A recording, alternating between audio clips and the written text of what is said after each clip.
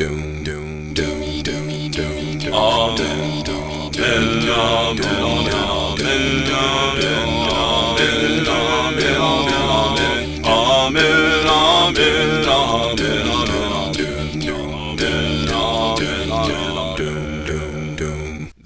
is Jason Reed Pratt, author of Cry of Justice. Have you ever built a marketplace early in your new property development center on the northern coast of early 20th century France, and so taken an early lead among your competitors by supplying goods thereby that they're willing to pay you for? Claire 2! Fictitiously. I'm only using my brother's family as examples as I play against myself for teaching them, using a tabletop simulator module, how to play the Ultra Monopoly game I gave Bro for Father's Day this year of Mayfair Games and a bunch of other publishers, Le Havre, designed by U. Rosenberg. This episode will be round 2 of my demonstration game, which I won't necessarily play out every round, at least on the video AAR. Last time, Fictitious Bro discovered he would only get to play one turn in the first round of the game, but now he gets the first turn, so his ship, in effect, chugs forward and then loops back to the left side of the board to start the round. Bro fictitiously asks if the river chips will be reshuffled, which I suppose they could be, and redrawn as a house rule to increase the difficulty and randomness a little, but normally no. Once they're shuffled, dealt, and revealed, they stay that way the rest of the game. So in this particular game, as we discovered last time, Monday will always bring a wood and a cow. The only cow all week, as it happens. But there are other ways to get cattle. Last time, Lydia got one as part of her choices from using Claire's marketplace, for which usage Lydia paid Claire 1 gold, which is one reason why Claire is leading the game right now. Bro mentions that he wishes he could go to Claire's marketplace too, but with Lydia's agent, this orangish-yellow circle, already in it, no one else can use it, not even Claire, who owns the marketplace. In fact, not even Lydia again. Most properties don't have ongoing effects, so they cannot be used by the same player 2 turns in a row. There are rare exceptions, such as the hotel, but they state that on the property card. And the agent doesn't move anywhere unless you move it, and you can only move it to someone else's space. Spencer takes the 3 piles of wood from their dock, and that's his main action for his turn, so he's done. The equally red-haired Claire is next. Tuesday spawns potentially another wood pile and a clay pile. As I explained last time, every game day, the game represents something like potentiality for what a player's ship is really bringing in. By taking those 3 wood, Spencer was effectively declaring that this turn his ship had brought back 3 piles of wood. But he might have given orders for the ship to be bringing back something else as a net profit in his ship's travels around the Baltic Sea, buying and selling things. 1 pile of fish, for example, or 2 herds of cows. What he's able to actually bring back at any time depends on how far into the game we've gone and also on all the player choices up to now. Claire very much wants to expand her lead by claiming all the money, so she takes the 2 gold francs, effectively declaring that today her ship brought back 2 gold worth of profit. There's nothing else she can buy with 4 francs at the moment, so that ends her turn. It's now Wednesday, so another wood and 1 fish are processed onto the docks. Lydia carefully checks. Yes, she will get another turn this week, so she puts a plan into effect. She brings her agent back to her own building firm. That way she doesn't have to pay for it. She doesn't have 2 clays, only 1 clay, so she can't build the bakehouse. And she doesn't have a pile of iron bars, so she can't build the sawmill. But she does have plenty of wood piles, so she spends 1 wood pile with her only clay pile to build the fishery, revealing that the next property in this list is the joinery.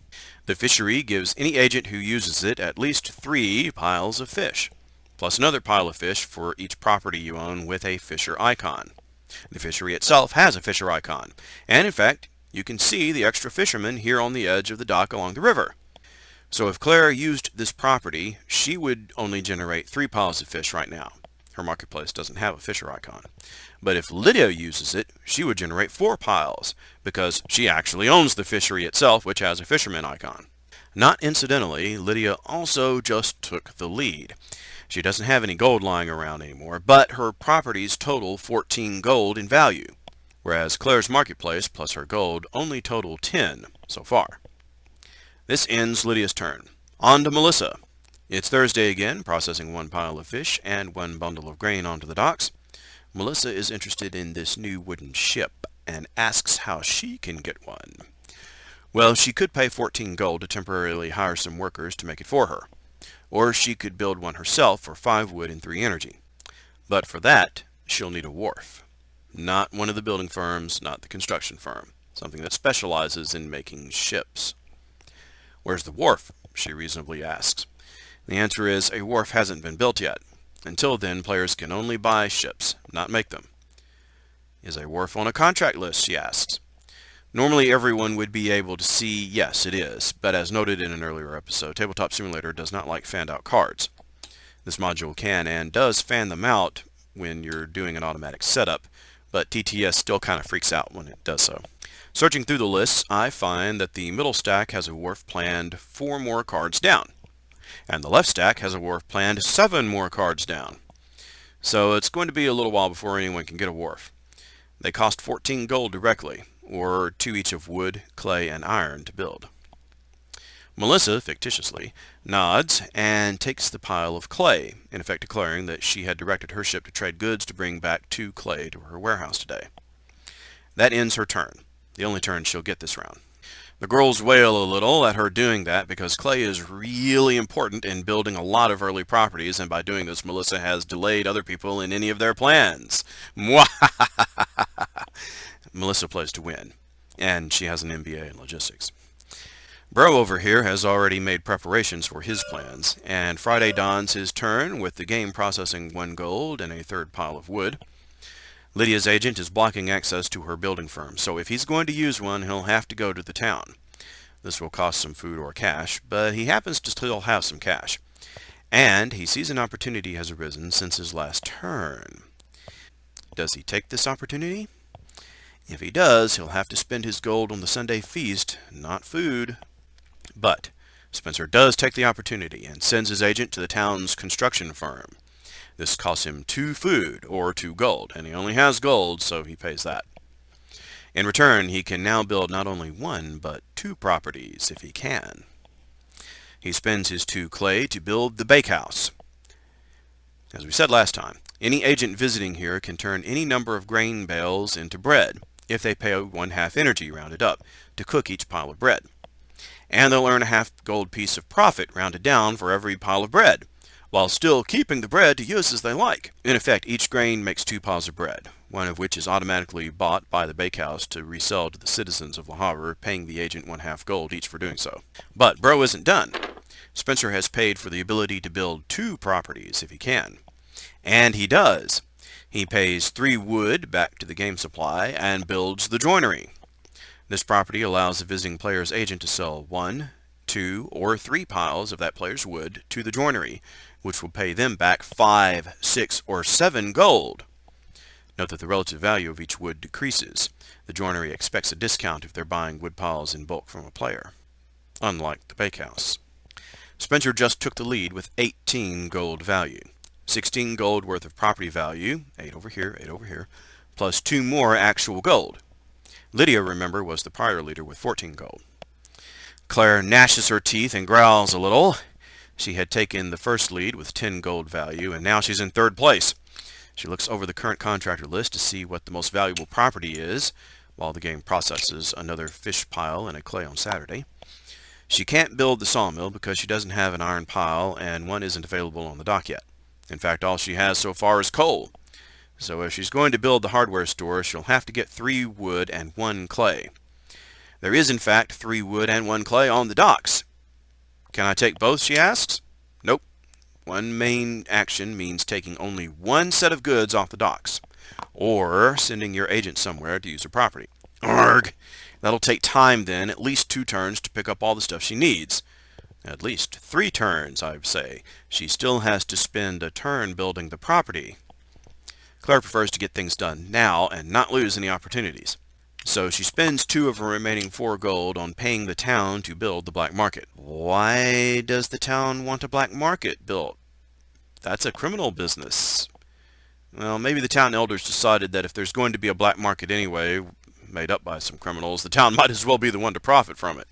The black market allows any player's agent to generate and take 2 piles of every empty space on the docks, including gold francs. Right now there's only 1 empty space on the docks. That's for the iron bar piles. I guess that ends my turn, says fictional Claire.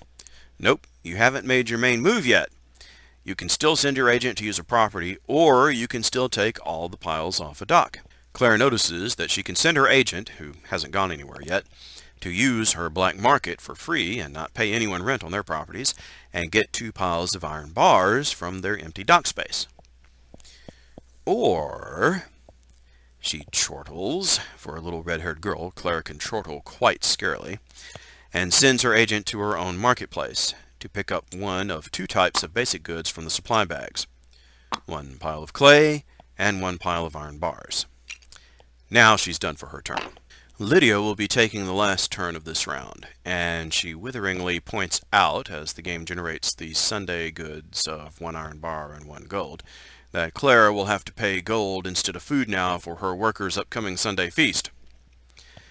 Lydia has no food nor gold, so unless she's willing to take out a loan, she'll have to take the 4 fish from the dock, or visit her own fishery and get 4 fish, 3 piles plus 1 extra pile for owning a property with a fisher on it, namely the fisher itself. Lydia decides to use her fishery instead of taking the dock fish, the reason being that if she is parked on her building firm, then she can't use it later. That ends her turn, and so brings us to the Sunday meal. Everyone has to donate 1 food or 1 gold. Lydia and Melissa can each send 1 fish pile to their workers, but Spencer and Claire must donate 1 gold. This round, the town builds nothing, but notice that in a 2-player game, full or short, the town would build a property itself now. And in a 3-player game, long or short, this card wouldn't be the 2nd round, it would be the 3rd round. Anyway, this time all that remains is to flip the card over. Another wooden ship is available to build. Someday. At the end of this round, Bro is in first place with a gold value of 17, and Lydia not far behind with a gold value of 14. Claire has 9 gold value, whereas Melissa, well, she doesn't have nothing. She still has her original 5 gold.